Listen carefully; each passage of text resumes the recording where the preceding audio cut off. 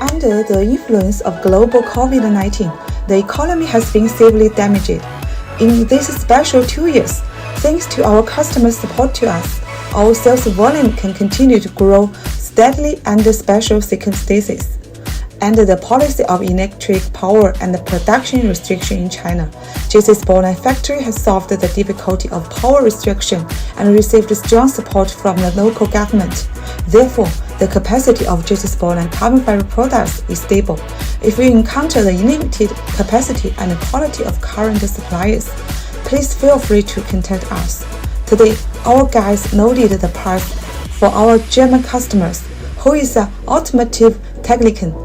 The trunk has been shipped from Hubei factory to Jcsportline Shenzhen office and then shipped to Germany, which are loaded carbon fiber products and some customized carbon fiber products.